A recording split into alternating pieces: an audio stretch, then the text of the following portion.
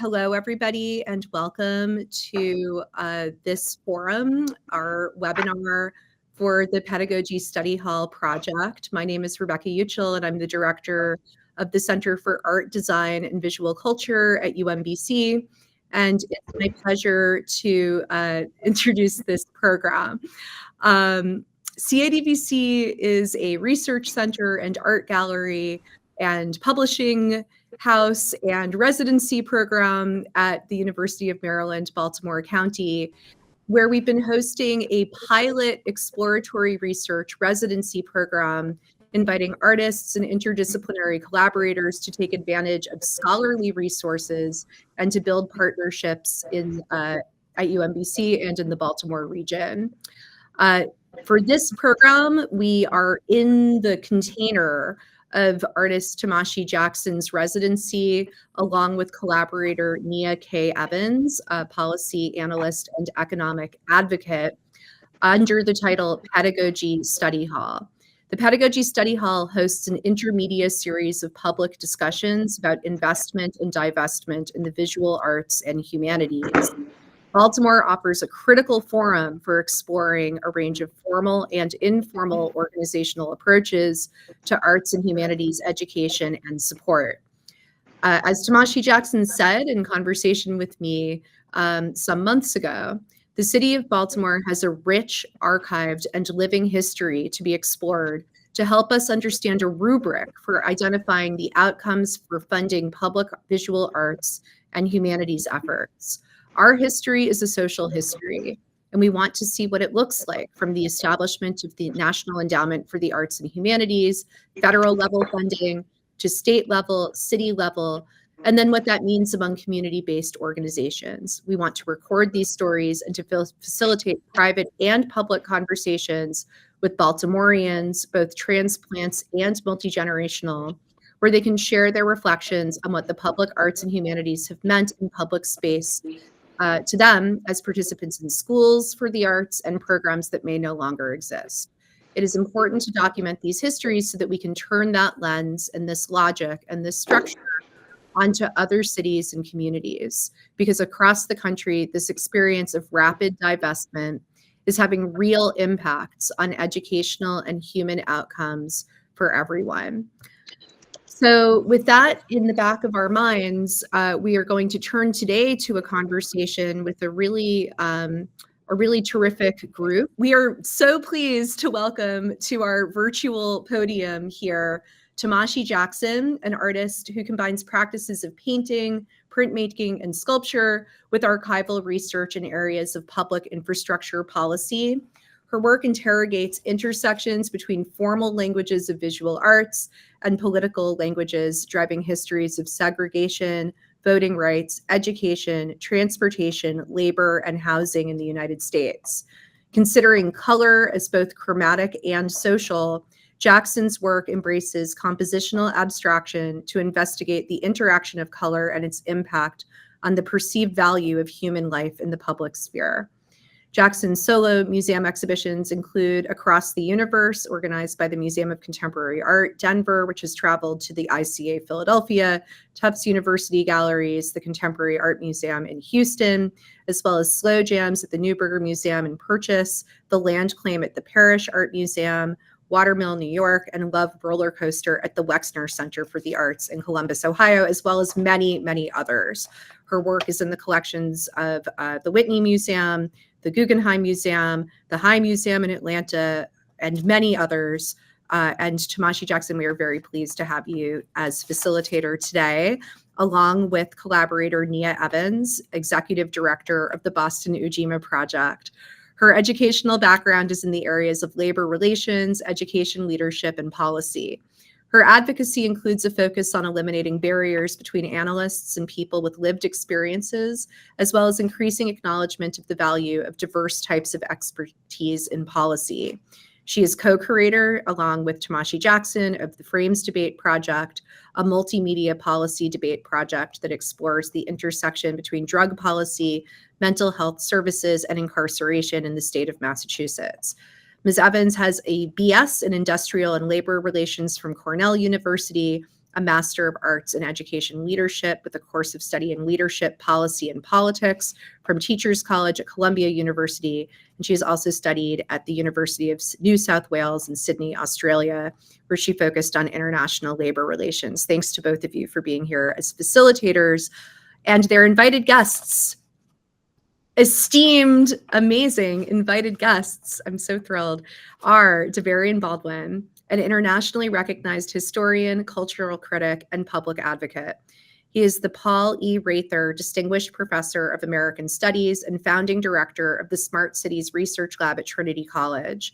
His work focuses on global cities and marginalized communities, and he is the award-winning author of several books, including In the Shadow of the Ivory Tower, How Universities Are Plundering Our Cities. And this is just a coincidence, but it's like literally just sitting right next to me right here. And it's great, and everyone should grab their copy. His commentaries have been featured in NBC News, the BBC, the Washington Post, and Time magazine. In 2022, he was named a Freedom Scholar by the McGarrett Casey Foundation for his work in racial and economic justice. Welcome, Professor Baldwin. And finally, Matt Cregor, a civil rights attorney specializing in education law. He's worked with the NAACP Legal Defense and Educational Fund, the Southern Poverty Law Center, and Lawyers for Civil Rights. He currently serves at the Mental Health Legal Advisors Committee in Massachusetts. His work focuses on racial harassment, school discipline reform, teacher diversity, and special education. Matt Cregor has partnered with community-led organizations and played a key role in securing federal school discipline reform during the Obama administration. And I will add, has been a central voice in the research work that Tomashi Jackson and Nia Evans are doing. Thank you all for being here. I must, before we turn things over, thank the Linehan Fund for Excellence in the Arts for funding and supporting this incredibly important program and conversation. And with that, I turn it over to the group. Welcome, everyone, and thank you for being here. Thank you. Thank you, CADVC, for hosting us. I'm Tomashi, and I'm really excited to be here with our discussants and with Nia Evans. Okay, so we have a few questions. We have some questions, some prompts, and we also have some passages from various books that are relevant to our discussion. I should preface this with saying that what brings me here to this research is my experience as a beneficiary of visual arts and humanities focused public and private education in the United States. And I want to know how the walls were built. I'm a beneficiary of access to the arts and the humanities that's transformed my way of thinking, my ability to move through life, and to be part of communities wherever I go and to have purpose. And I realize now, at the grand old age that I am, that I don't understand how those programs existed. I don't understand how the walls were built to support the shops and facilities that allowed me to learn how to maintain an artistic practice for myself, how to maintain a research practice for myself. And it also isn't a given that I understand how the institutions were established themselves, the land on which they sit. I don't understand any of that. And in all the great places I've been, most of the people that I'm with, we don't understand that. And it's not offered. It's not something that's offered or historicized outright. It's something that we have to go for. And I'm really grateful to have Nia and Matt and now Davarian in my life, and that we can all share this conversation as we seek to understand more. What has the history of institutional American education or American educational institutionality? What has that to do with the development and expansion and accessibility of rigorous study in the visual arts and humanities? So we're going to start with you, Davarian. Okay, Davarian, what do you know about the American higher education landscape in the United States in the 1820s? And how had things changed by the 1890s, if at all? What kind of universities and colleges existed at the time? Yeah, good question. Let me just preface it by saying thank y'all so much for allowing me into this amazing community. Tomashi, Nia, hopefully this is not the last time we talk. And Matt, thank you for being a part of this as well. I appreciate it. And UMBC as well for hosting us. This is amazing. So to get right to it, anything that I know about higher education in the colonial era is all and only because of people like Craig Stephen Wilder, Davarian Ivy, and scholars like Sharon Stein when it comes to the settler colonial aspects, the indigenous aspects of the landscape at this time. And so Craig Wilder makes it plain, as he says in his book, universities stood beside church and state as a third pillar of a civilization built on bondage. So universities were here before the US was here. If we look at the Americas more broadly. But in the 1820s, as you pointed out, it's really important kind of touchstone to drop down into, because higher education is this is the time period we call this, what Craig calls this, the colonial college. This is the era, as the colonies are fortifying, establishing themselves as states, or former colonies establish themselves as states. And the origins are that, as he points out, that every institution has a colonial imprint on it in terms of, if we look at this period as a colonial period, colonial garrisons and armories and forts, cannons and moats and palisades, they all flanked classrooms and boarding houses. It's telling that the first brick structure on Harvard Yard was the Indian School, where Native students were trained into submission through English language lessons, clothing, and etiquette instruction. And the ultimate goal, of the school was to convert indigenous students to day laborers and homesteaders, serving the maintenance of the colonial campus. And the school itself was also primarily focused on training colonial administrators to maintain control over colonists who were, getting wild away from their, their colonial fathers in the motherland or the fatherland, and then to advance indigenous conquest through Christian rule, whether that be Harvard or William and Mary, i.e. Harvard to the north, and William and Mary to the south as the first two colonial higher education institutions in the U.S. proper. But then when we get to the 1890s, we do see an important shift. And this is really important as you point this out. Well, before I get to that, so 1820, 18 to 1838, we have things, all schools in the early 1820s, we see a shift from a little bit earlier, from the traditional colonial college, where it was meant to kind of train colonial administrators, to the college being in the 1780s to the 1820s, the college being a place to launder the legitimacy of kind of scallywag, rough and tumble merchants and traders who want to level up in a way. And so this is where we have the rise of schools like Columbia. So this is the thing. At this time, Columbia and Penn were new money.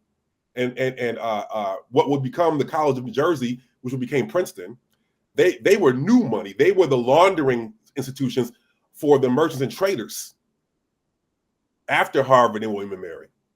So I just wanted to, for those of us that, we use the IV and the brick and mortar to kind of clean up things, but this was a rough and tumble era. But also schools, as much as we love the Jesuits always saying the right things, it was in 1838 that Georgetown faced the threat of closing down and sold 272 enslaved people just to stay afloat. And then when they moved, the Jesuits moved past the Mississippi to build St. Louis University, they carried their enslaved people with them.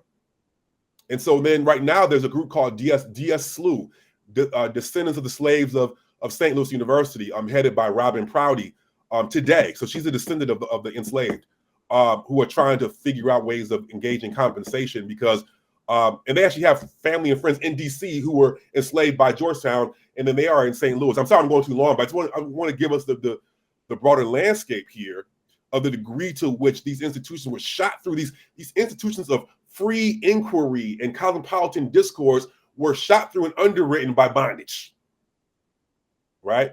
That freedom was freedom from being enslaved.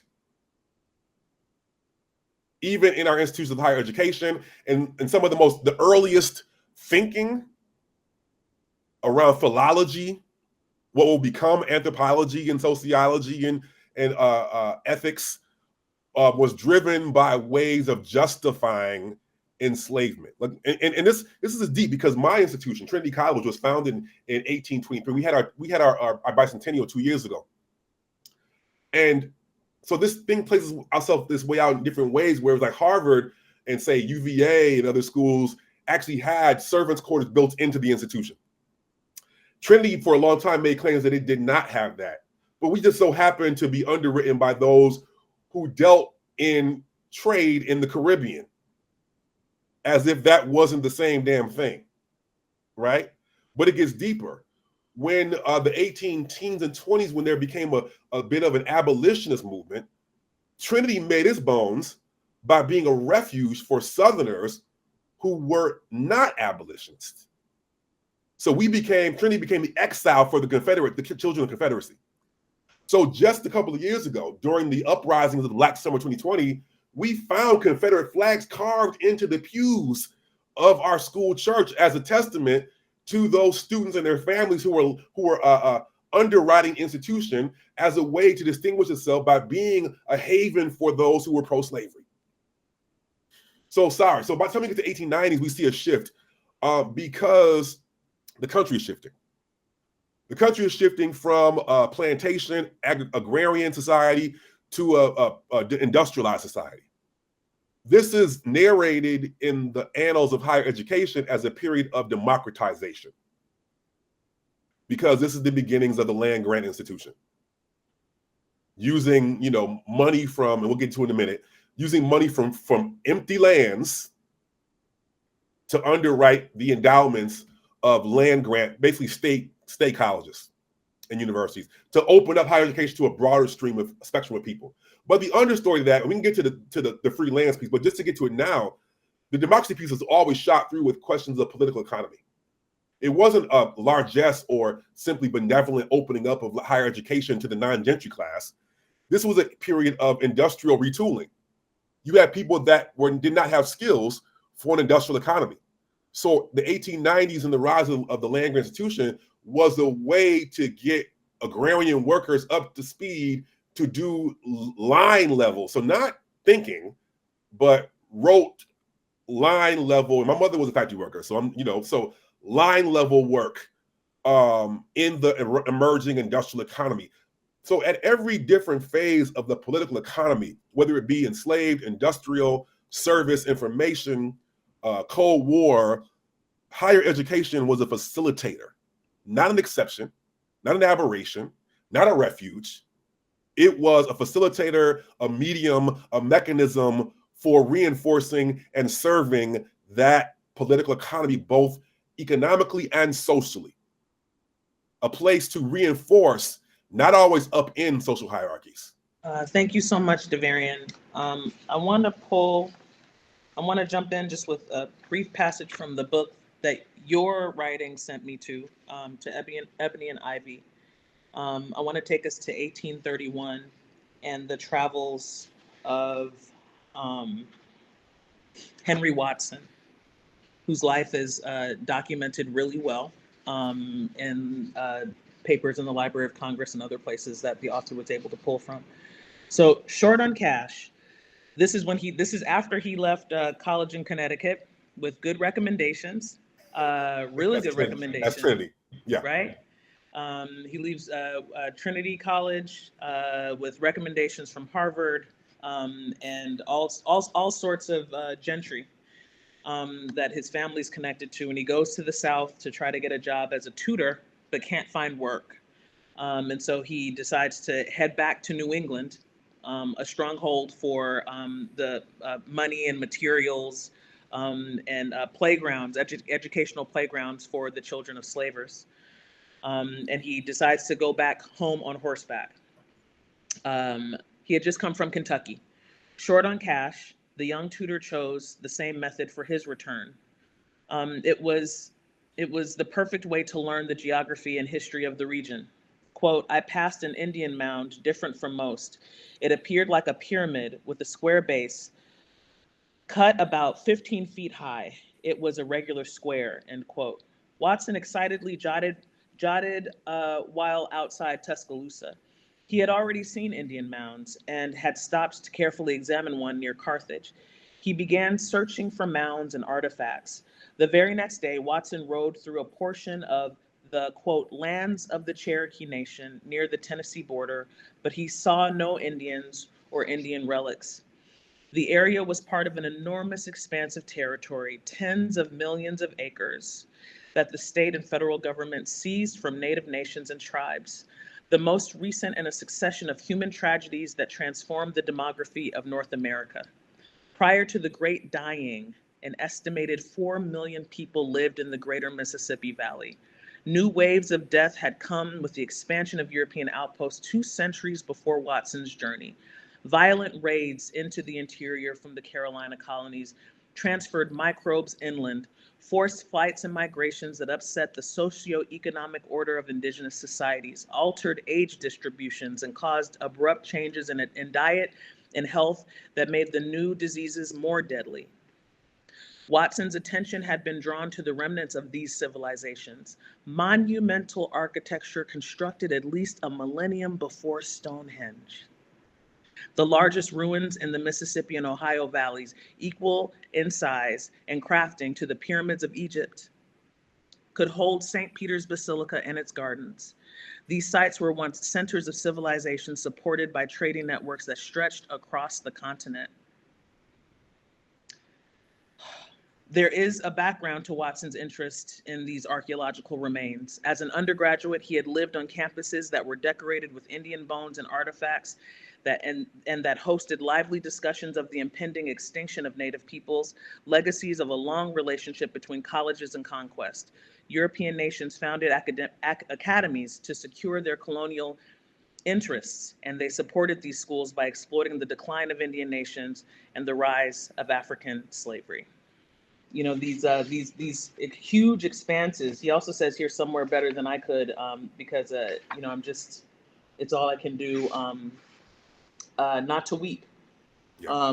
But that all of this was etched out for plantations. All of this is wiped out for plantations, like horror upon horror.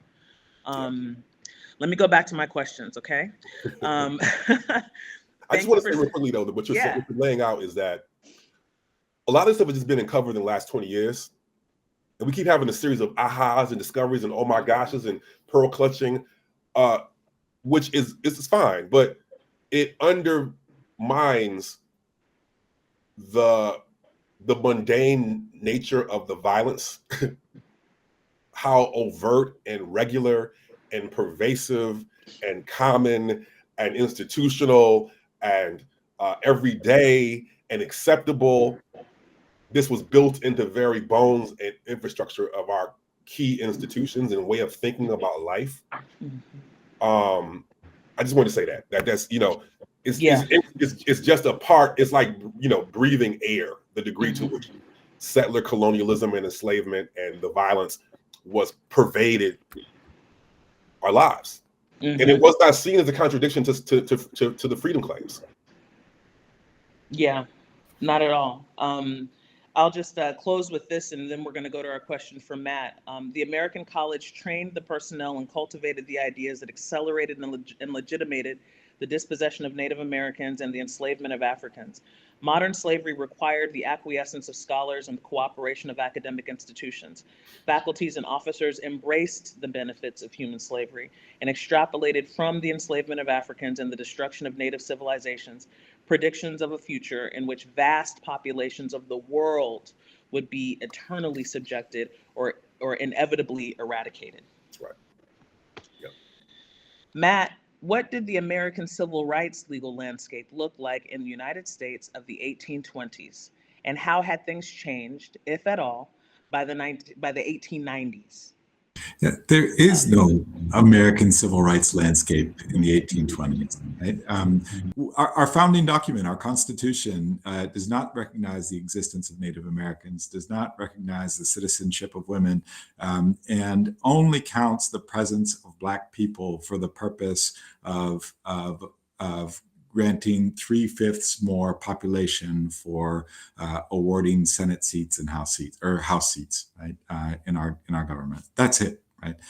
So there are no civil rights, and we recognize no protected classes until the Civil War ends and a Reconstruction Congress comes in and adopts the 13th, 14th, and 15th Amendments, which end slavery, establish birthright citizenship, protect and establish voting rights, and create the equal protection and due process requirements of the 14th Amendment.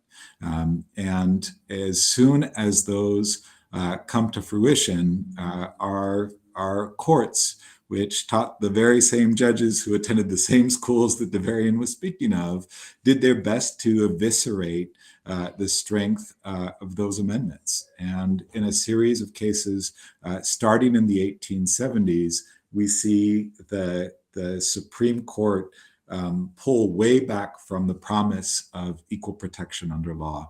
And that culminates in the 1890s in Plessy v. Ferguson, where a Black man boards a white rail car in segregated New Orleans.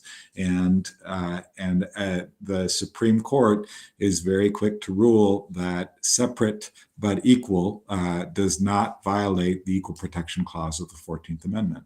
So we have this very brief period of reform in the 1860s and 70s, where we began to see a meaningful movement toward at least formal racial equality in this country, and an immediate snatching back that plays out in the courts while it's happening much more physically and violently across the country.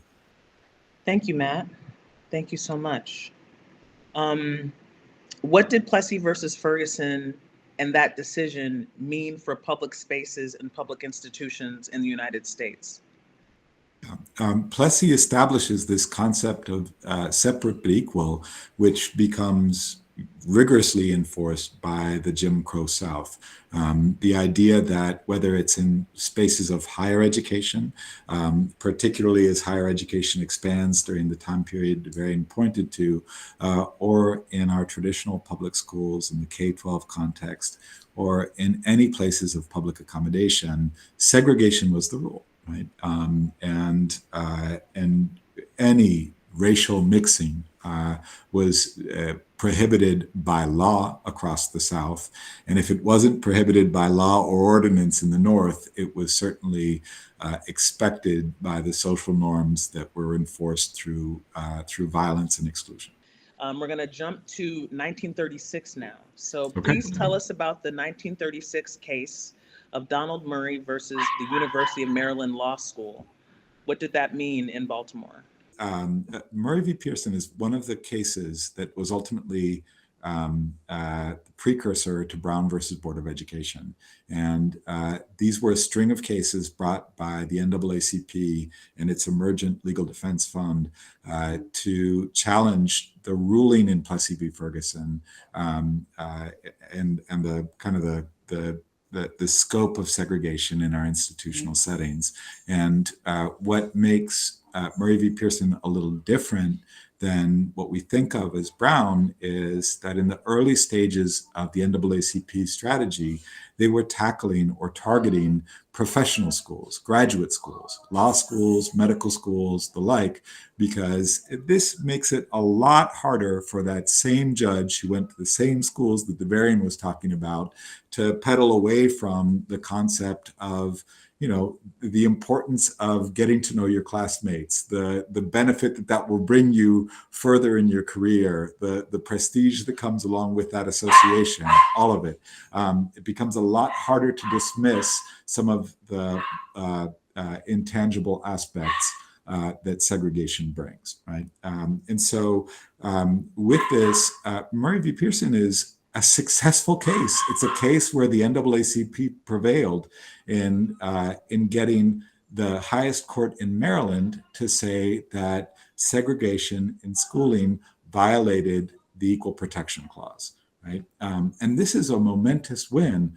The problem with the win is that it only applies in Maryland, and it only applies under the Maryland state interpretation of its own constitution.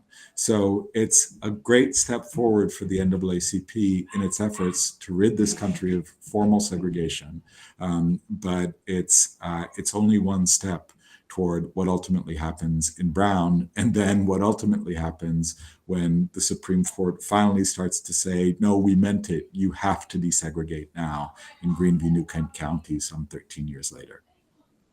Whew. Thank you so much. We're moving furiously through history. Thank you so much. Davarian, let's come back to you. We're watching the clock. It's ticking down on us, and there's so much we want to get to.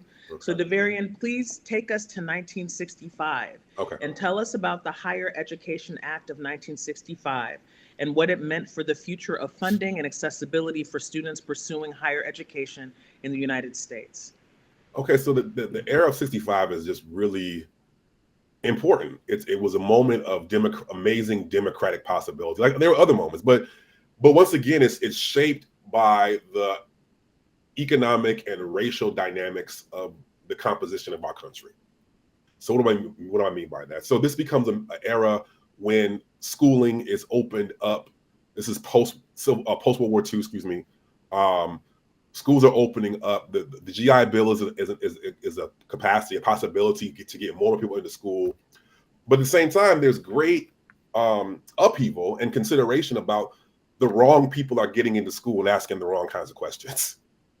So just a little bit of a backdrop is that, so people like Ronald Reagan, when he was governor of California, at a time period of the Panthers and the free speech movement in Berkeley, and all these things are going on. And his Secretary of Education in California was like, we are in fear of creating an educated proletariat.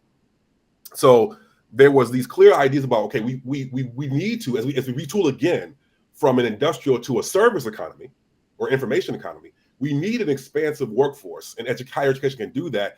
But at the same time, these women and these Black folks and these gay folks are asking the wrong questions. They're storming the ramparts, and that's a problem.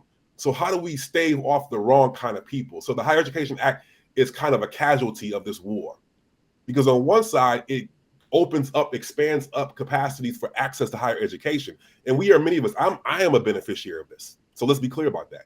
Many of us are. But what we don't know is what could have been. That there were those who were saying we can directly fund institutions for everybody. But this is the Cold War. So the idea of doing that sounded like communism. And also was going to be opening up to too many people. So instead, in the consumer ethos of Americana, the idea was to create things like the Pell Grant, the Fannie Mae, right? So that we would offer loans to students instead of directly funding institutions, or low-income grants instead of directly funding institutions.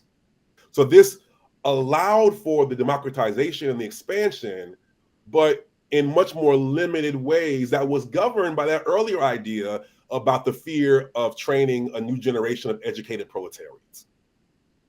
If you want to open the door, but not too much. And so today's realities of student debt is a direct product of this legacy of a lost opportunity. Thank you so much, Davarian. And we jumped over the Great Depression and the WPA in our chronology, jumping from 1936 to 1965. Matt, just really quickly, before we go into the language of the National Foundation for the Arts and Humanities Act of 1965, what happened in 1935 when the Works Progress Administration was formed, and why was it formed? Yeah, well, you have a country that was out of work and out of money, or what money they had was meaningless, right? And the response of the New Deal, which kind of foreshadows a lot of the Great Society legislation that we're going to talk about, was to try to put this country back to work through the Works Progress Association, through the Civilian Conservation Corps, to put us to work in accessing our national parks, to put us to work, to put muralists to work and painting murals across the country, right? To doing the same thing in the theater space, right? It was a national ethos toward that recognized that two things. One, the value of the public sphere, right? And the need for a healthy public sphere if we were going to be a strong country, right?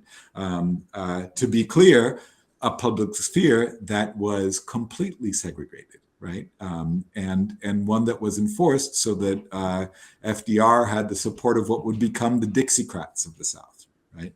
And then secondly, and still within that contradiction, the recognition that work meant dignity, right? That work meant feeling your worth, right? And as we'll arc into the Great Society legislation, right? Like you see much of the New Deal and later things like the GI Bill designed in ways that were purposely, were constructed to benefit white Americans to the exclusion of Black Americans and everybody else. Not entirely, but let's start there.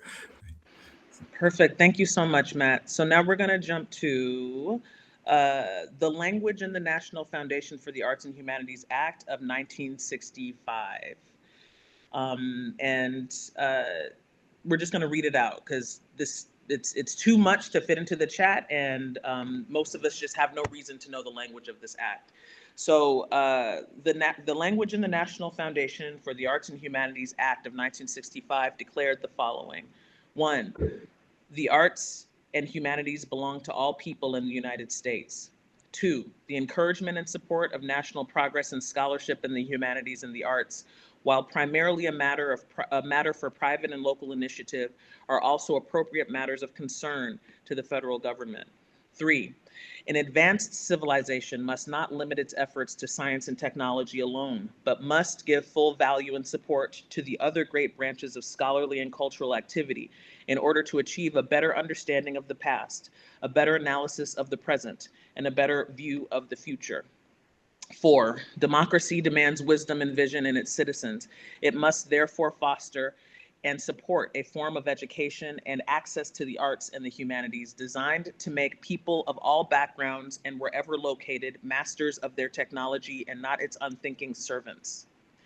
5, it is necessary and appropriate for the federal government to complement, assist, and add to programs for the advancement of the humanities and the arts by local, state, regional, and private agencies and their organizations.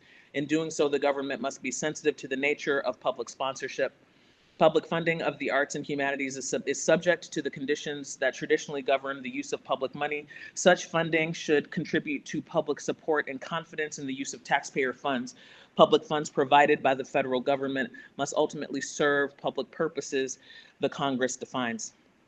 6, the arts and humanities reflect the high place accorded by the American people to the nation's rich cultural heritage and to the fostering of mutual respect for the diverse beliefs and values of all persons and groups.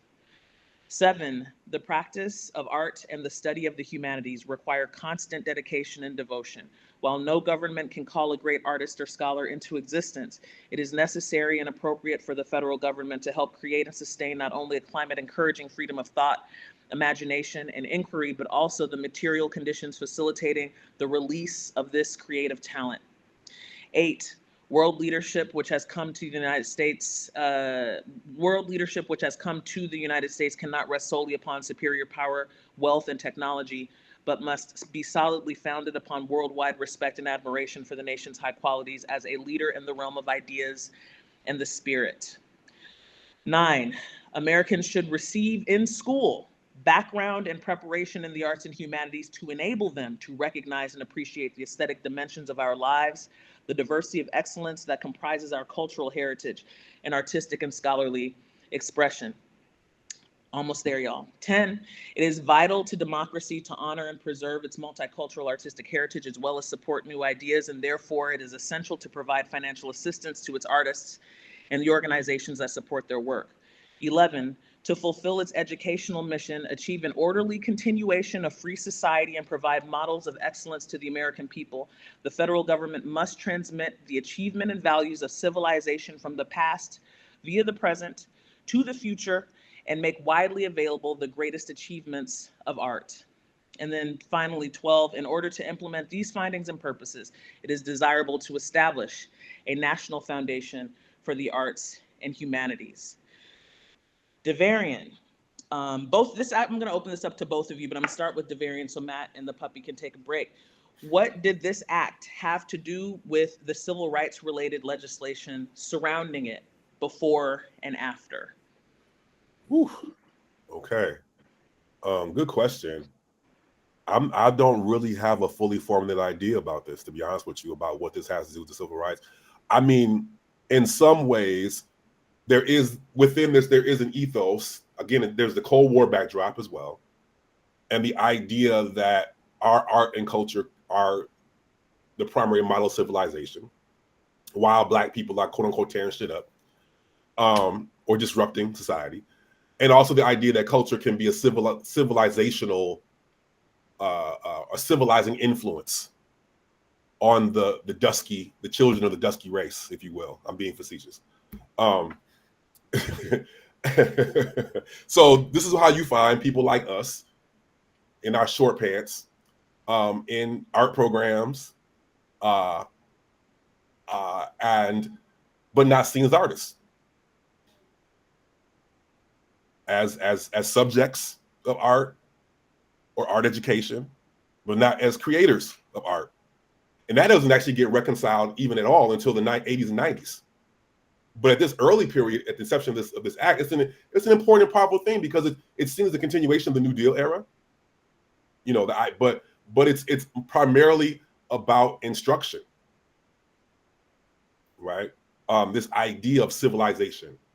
So that's where, at least for me, it takes me, you know, and I'm not trying to just be only cynical, because again, there was amazing money that was funneled, and some of this, because some of this was because local Black and brown and women-centered arts education organizations took the general language and made it their own on the ground, even if it wasn't intended to do community work. So I just want to be clear about that. And a lot of the programs we were all beneficiaries of in that regard. But I think the high-level thinking was a way to distinguish the U.S. from the world in the Cold War era, and it was an educational project of civilization. But then we did different and amazing things with it. Matt, please help me out. Thank you so much, Davarian. It's beautiful. Yeah, I mean, just to kind of buttress, right? This is, as Davarian points, this is, you know, all surrounding the Great Society legislation that yeah, right, like is occurring not just in a Cold War, but while the U.S. is actively at war in Vietnam, right? While civil rights protests, right, are across our country. Right, and there's much in this legislation that is tying federal funds to what local governments have to do to comply with federal civil rights laws. Right, Title VI of the Civil Rights Act of 1964 does that. The federal dollars, part of the Elementary and Secondary Education Act, that flow from the Great Society are all the kinds of money that school districts would lose if they fail to comply with their federal court orders ordering school desegregation, right? And so we have this period, just to kind of bring us from where we were to where we are, where in 54, the Supreme Court unanimously decides Brown, but says, we'll talk about remedies the next year. In 55, they talk about Brown too, and say that schools have to desegregate with all deliberate speed.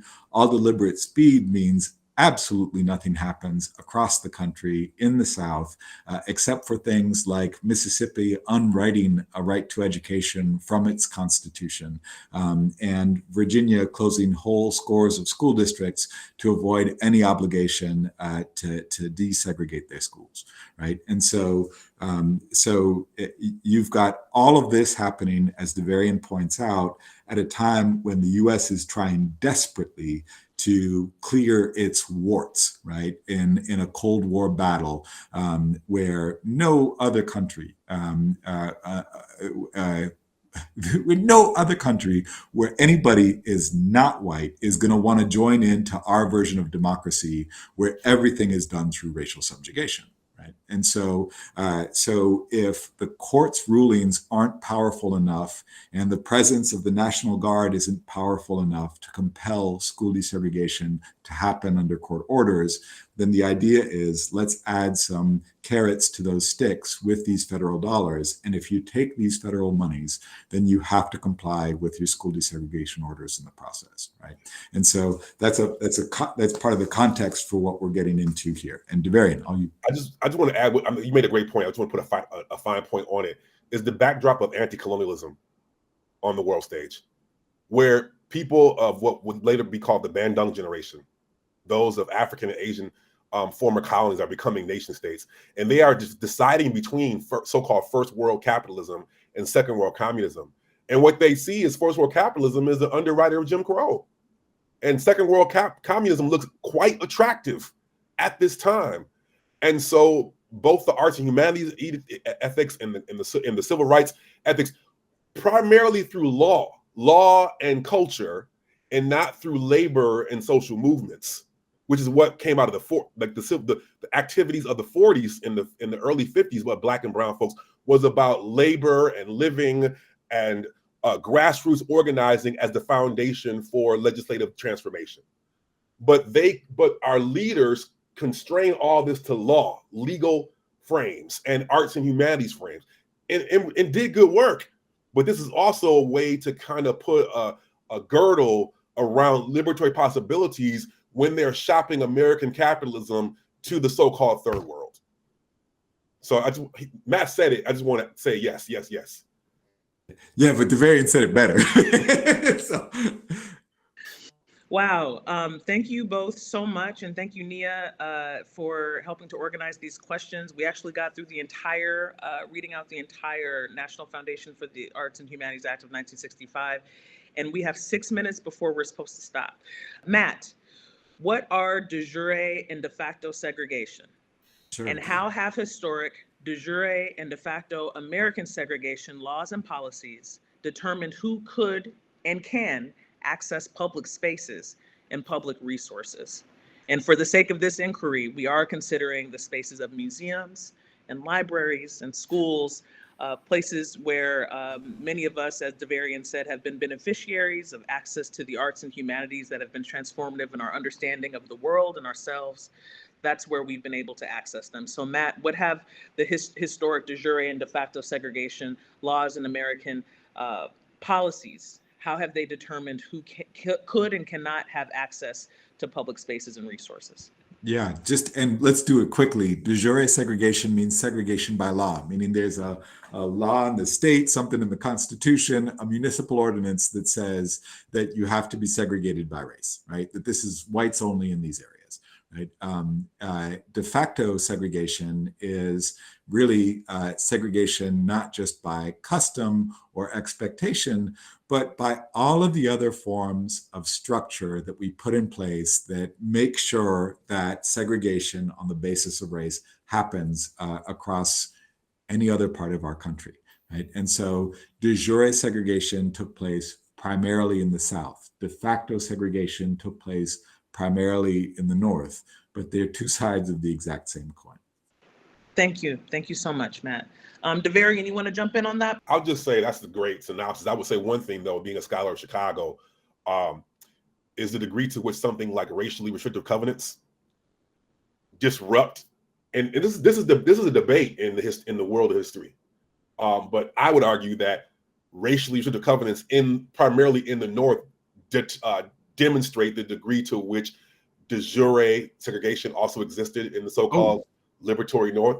And I know Matt would agree with that, but I just want to point to the people that are listening that this is actually a hot button conversation right now amongst professionals about things like covenants and other mechanisms, legal mechanisms.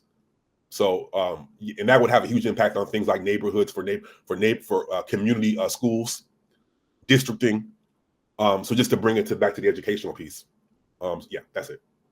Let's jump from 1965 to We're going to jump over 1995, which is the year that the United States Congress eliminates funding for the National Endowment for the Arts Individual Artist Fellowship Program, but allows the continuance of visual arts institutional grants. That was in 1995. One of the books that we're reading for this project is called Visionaries and Outcasts, the NEA, Congress and the Place of the Visual Artist in America by Michael Brinson, the only document of its kind going over the history of the NEA Visual Arts program that was once peer-reviewed and offered individual grants to artists a la the WPA, or like coming over the rainbow from the WPA, and was the first to be, was one of the first programs to be directly targeted and defunded in 1995. Yes, yeah, we have like 4 minutes. So we're gonna jump over that. We're gonna jump over that for the time being and go to No Child Left Behind. So the rollback. So what is the backlash to the Great Society look like? What is the backlash to the desegregated? I'm sorry. Hey, Nia. Can I call an audible, Tomashi? Yes. Okay. Yeah. Okay. So I actually think I want to probably do a remix of the very first question that we asked Davarian and Matt, just because Davarian, you've devoted a lot of time and scholarship to this. The first question was about the American higher education landscape in the 1820s. You took us through that early history. Can you take us to some more contemporary history? Can you talk about the higher education landscape right now? I'll try to be as brief as I can, but I'll talk about it in two ways, both the institutional curriculum based and then the structural. So real quickly, the institutional curriculum based, you mentioned, I'll just fold in kind of No Child Left Behind, this idea of kind of a metrics oriented approach to education and career development, and the idea of education as being a return on investment, that we're now dealing with the backlash, the full backlash of that starts in the No Child Left Behind, the high stakes testing, the idea of hard metrics on trying to evaluate how schooling can be a pathway to career development. And higher education institutions, they were complicit and actually dropped the ball on this, because there has never been a one-to-one ratio between what you learn in school and a certain job, never. But by buying into that narrative, it opened the door for being evaluated by non-educators. This is where you have the explosion of boards of education being filled with corporate types and industrialists, because the idea is that a market approach to evaluating higher education would be better and more efficient and more effective than the educational one. And so now we're feeling the impacts of that in terms of the undermining of the arts and humanities as being inefficient and ineffective, and the explosion of STEM and AI and economics departments that will never guarantee a job in any economics field. But, you know, this is the education that we've offered parents, that this is the way, you know, spend between $50,000 and $80,000 a year because your child will get a job if they major in this field. Never true. Never ask a recruiter. They will tell you in a heartbeat that no major is a guaranteed pathway, except maybe like nursing or, you know, something like that. But in most fields, there's no, even in the sciences, it is not a guaranteed pathway to a field. So that's that, right?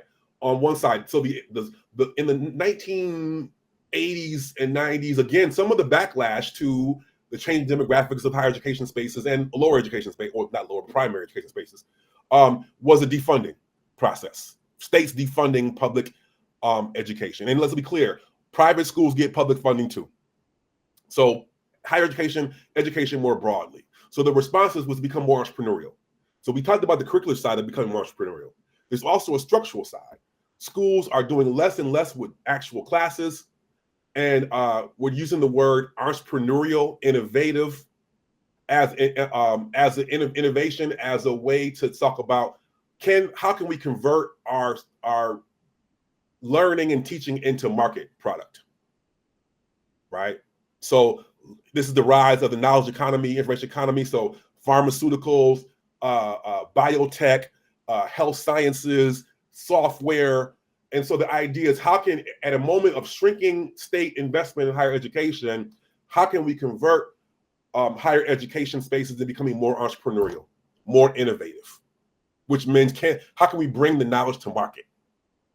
The fallout for this is also that it goes beyond simply the laboratories and the classrooms, is that schools are becoming the purveyors of real estate and low-wage labor and healthcare. So they're doing a lot less teaching and a lot more non-educational investment and facilitation of capital at a time when factories have moved to the global south. There's actually a quote from a booster in the 1980s that the towers have become new smokestacks of America's economy, right? The bell towers have become new smokestacks. So this was intentional by design, explicit. And so this is why children are paying more student debt. This is why state schools have more out-of-state students. This is why schools are gobbling up more and more real estate in our cities. This is why the biggest low-wage, not faculty, but low-wage employers in our cities are universities and the medical centers. So it has a both structural component and a curricular component that has shaped higher education, which actually opened the door, made us vulnerable to today by the Trumps and others. Higher education leaders did this in a certain kind of way, made us vulnerable to the current backlash because we do a horrible job of explaining what we actually do. And we bow down, we bend to the knee to a metrics-based, market-based approach to what higher education is and what it can be. Go ahead, Nia. I was going to say thank you. I know we're at time, but I think we definitely have to have a part 2. Yeah, I would really love that. We're gonna close out now, and Can we give last word to Matt? I'm sorry, I know I talked too much. I mean, you know. If that's okay, I was going to say, Matt, similarly, can you talk about the contemporary civil rights? Well, just let me get in 15 seconds say this, right? Like this, what Davarian was speaking to at the Contemporary University is also the last place where we've seen the U.S. Supreme Court eviscerate any remedial aspect to the Reconstruction Amendments to the Constitution in Students for Fair Admissions v. Harvard and UNC Chapel Hill. Even if the court had long since said you can no longer do affirmative action to remedy past segregation, it wiped clean any notion that that was a permissible activity under the 14th Amendment, as though the 14th Amendment were only designed to establish mirror equality, which was never true in the 1870s and does not exist today. So, so maybe I can leave there.